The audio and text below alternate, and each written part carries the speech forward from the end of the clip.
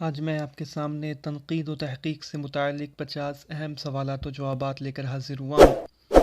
پہلا سوال ہے کہ تنقید کو ادب کے گیسوؤں کی جوں کس نے کہا ہے؟ تو چیخوف نے ٹینیسن نے تنقید کو ادب کے گیسوؤں کی جوں کہا ہے۔ ٹینیسن نے کس کے مطابق جو شعر کہنے میں ناکام ہوتا ہے وہ اپنی ناکامی کا بدلہ لینے کے لیے تنقید نگار بن جاتا ہے اور شاعروں پر نکتہ چینی کرتا ہے؟ تو ایمرسن کے مطابق جو شعر کہنے میں ناکام ہوتا ہے وہ اپنی ناکامی کا بدلہ لینے کے لیے تنقید نگار بن جاتا ہے اور شاعروں پر نکتہ چینی کرتا ہے۔ کس نے تنقید کو استدلال کی سائنس کہا جو تخلیق شعر کے مسائل سے بحث کرتی ہے؟ تو کولرج نے تنقید کو استدلال کی سائنس کہا ہے جو تخلیق شعر کے مسائل سے بحث کرتی ہے۔ ادب کو تنقید حیات کس نے کہا؟ تو ادب کو تنقید حیات میتھیو آرنلڈ نے کہا ہے۔ شاعر اگر اپنی بات خوبصورت انداز میں بیان کر دے تو کامیاب ہے اور بدصورت انداز میں بیان کرے تو ناکام ہے۔ یہ کس کا قول ہے؟ تو یہ قول کروچے کا ہے۔ پہچان اور پرکھ اس کتاب کے مصنف کون ہیں؟ تو اس کتاب کے مصنف آل احمد سرور ہیں۔ شاعری ذات سے کائنات تک کا سفر ہے، یہ قول کس کا ہے؟ تو یہ قول آل احمد سرور کا ہے کہ شاعری ذات سے کائنات تک کا سفر ہے۔ تنقید کی بھول بھلیاں اور ادبی تنقید کے اصول ان دونوں کتابوں کے مصنف کون ہیں؟ تنقید کی بھول بھلیاں اور ادبی تنقید کے اصول ان دونوں کتابوں کے مصنف کلیم الدین احمد ہیں۔ ایک خیال جو کسی مادی تجربے پر مبنی ہو، شدت احساس کے ساتھ مخصوص فنی طریقے اظہار کے ساتھ پیش کرنا شاعری کہلاتا ہے۔ یہ شاعری کی تعریف، یہ قول یہ کس کا ہے؟ تو یہ احتشام حسین کا قول ہے۔ شعر کو خیالی باتوں کا مجموعہ اور گلزار فصاحت کا پھول کس نے کہا ہے؟ تو شعر کو خیالی باتوں کا مجموعہ اور گلزار فصاحت کا پھول محمد حسین آزاد نے کہا ہے۔ جمالیاتی تنقید اور تاثراتی تنقید کو ایک دوسرے سے خلط ملط نہیں کرنا چاہیے، یہ قول کس کا ہے؟ تو یہ قول ڈاکٹر سید عبداللہ کا ہے۔ کس کے نزدیک تقریر اور تحریر کی عظمت کا تعلق روح کی عظمت سے ہے؟ تو لان جائنس کے نزدیک تقریر و تحریر کی عظمت کا تعلق روح کی عظمت سے ہے۔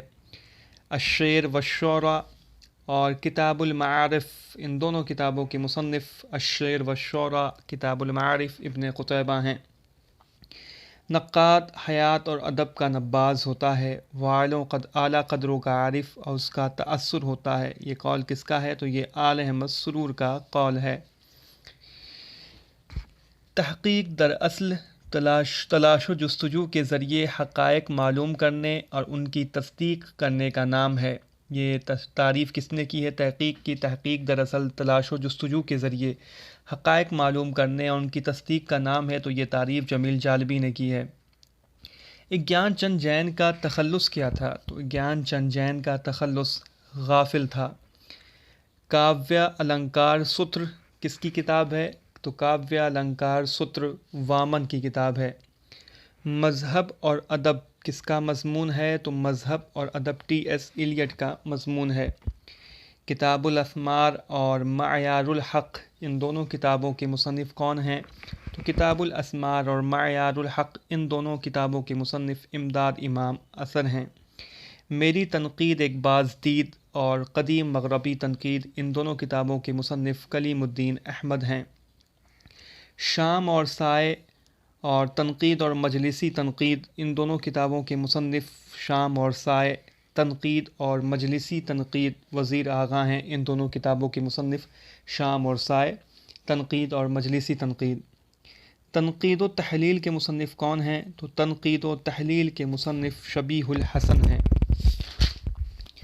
دنیا میں جو بہترین باتیں معلوم ہیں یا سوچی گئی انہیں غیر جانبدارانہ طور پر جاننے اور عام کرنے کی خواہش کا نام تنقید ہے، یہ قول میتھیو آرنلڈ کا ہے۔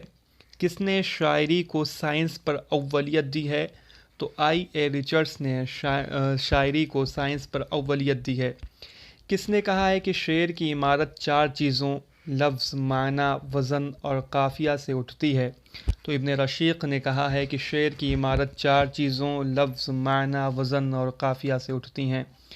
تذکرہ ریختہ گویاں کے مصنف کون ہیں؟ تو تذکرہ ریختہ گویاں کے مصنف سید فتح علی گردیزی ہیں۔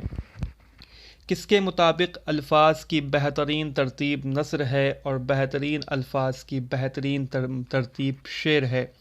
تو یہ کولرج کے مطابق الفاظ کی بہترین ترتیب نثر ہے اور بہترین الفاظ کی بہترین ترتیب شعر ہے، کولرج کے مطابق۔ کس نے ادب کو اچھا ادب اور اعلیٰ ادب 2 حصوں میں منقسم کیا؟ تو والٹر پیٹر نے ادب کو اچھا ادب اور اعلیٰ ادب 2 حصوں میں منقسم کیا ہے۔ اظہاریت کا نظریہ کس نے دیا؟ تو اظہاریت کا نظریہ کروچے نے دیا ہے۔ اظہاریت کا نظریہ کروچے نے۔ نظریہ جبلت کس نے دیا؟ تو نظریہ جبلت فرائڈ نے دیا ہے۔ سائنس اور شاعری کس کی کتاب ہے؟ تو سائنس اور شاعری آئی اے ریچرڈس کی کتاب ہے۔ اسلوبیات ایک حربہ ہے، کل تنقید ہرگز نہیں۔ تنقیدی عمل میں اس سے بیش بہا مدد لی جا سکتی ہے۔ یہ قول گوپی چند نارنگ کا ہے کہ اسلوبیات ایک حربہ ہے، کل تنقید ہرگز نہیں۔ تنقیدی عمل میں اس سے بیش بہا مدد لی جا سکتی ہے۔ گلستان بے خزاں یہ کس کا تذکرہ ہے؟ تو گلستان بے خزاں میر قطب الدین باطن کا تذکرہ ہے، جو کہ گلشن بخار کے جواب میں لکھا تھا۔ صحت متن کس کا مشہور مضمون ہے؟ تو صحت متن قاضی عبدالودود کا مشہور مضمون ہے۔ عمدہ منتخبہ یہ کس کا تذکرہ ہے؟ تو عمدہ منتخبہ اعظم الدولہ میر محمد خان سرور کا تذکرہ ہے۔ اسرار البلاغت اور دلائل الاعجاز ان دونوں کتابوں کے مصنف کون ہیں؟ تو اسرار البلاغت اور دلائل الاعجاز ان دونوں کتابوں کے مصنف عبد القاہر جرجانی ہیں۔ نقد الشعر کس مصنف کی کتاب ہے؟ تو نقد الشعر یہ قدامہ ابن جعفر کی کتاب ہے، نقد الشعر۔ کس کے نزدیک مدح صرف 4 صفات کی ہونی چاہیے؟ عقل، عفت، شجاعت اور عدل۔ تو قدامہ ابن جعفر کی یہاں مدح صرف 4 صفات کی ہونی چاہیے، عقل، عفت، شجاعت اور عدل۔ کس نے کہا ہے کہ سب سے بہتر شعر وہ ہے جس میں سب سے زیادہ جھوٹ ہو؟ تو قدامہ ابن جعفر نے کہا ہے کہ سب سے بہتر شعر وہ ہے جس میں سب سے زیادہ جھوٹ ہو۔ کس نے شعر کی 4 اور شاعر کی 2 قسمیں بتائی ہیں؟ تو ابن قتیبہ نے شعر کے 4 اور شاعر کی 2 قسمیں بتائی ہیں۔ کس نے لفظ اور معنی کے رشتے کو جسم اور روح کا رشتہ بتایا؟ تو ابن رشیق نے لفظ اور معنی کے رشتے کو جسم اور روح کا رشتہ بتایا ہے۔ فی نقد شعر العرب کے مصنف کون ہیں؟ تو فی نقد شعر العرب کے مصنف ابن رشیق ہیں۔ قدامہ ابن جعفر کے مطابق قدامہ ابن جعفر نے مطلق شعر کی کتنی قسمیں بتائی ہیں؟ تو قدامہ ابن جعفر نے مطلق شعر کی 5 قسمیں بتائی ہیں۔ گلشن گفتار کے مصنف کون ہیں؟ تو گلشن گفتار کے مصنف حمید اورنگ آبادی ہیں۔ کس کے مطابق ادب کا زوال اخلاقی اور روحانی زوال کے بعد شروع ہوتا ہے؟ تو لارڈ جائنس کے مطابق ادب کا زوال اخلاقی اور روحانی زوال کے بعد شروع ہوتا ہے۔ کس نے زبان کے استعمال کے 2 طریقے تحویلی اور جذباتی بتائے ہیں؟ تو آئی اے ریچرڈس نے زبان کے استعمال کے 2 طریقے تحویلی اور جذباتی بتائے ہیں۔ معروضی تلازمہ کا نظریہ کس نے دیا؟ تو معروضی تلازمہ کا نظریہ ٹی ایس ایلیٹ کا دیا ہوا ہے۔ کس نے تاثراتی تنقید کو جدید تنقید یا تخلیقی تنقید کہا ہے؟ تو اسپنگارن نے تاثراتی تنقید کو جدید تنقید یا تخلیقی تنقید کہا ہے۔ لارڈ جائنس سے عظیم ادب کی کتنی قسمیں بتائی ہیں؟ تو لارڈ جائنس نے عظیم ادب کی 5 قسمیں بتائی ہیں۔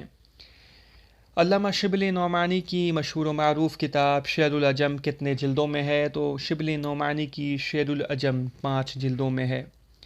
فکر روشن کے کس کا مضمون ہے؟ تو فکر روشن آل احمد سرور کا مضمون ہے۔ تو یہ میں نے آپ کے سامنے تنقید و تحقیق سے متعلق 50 اہم سوالات و جوابات رکھ دیے ہیں۔ آپ اس ویڈیو کو لائک کریں اور چینل کو سبسکرائب کریں، جلدی ہم اگلی ویڈیو بھی اپلوڈ کریں گے۔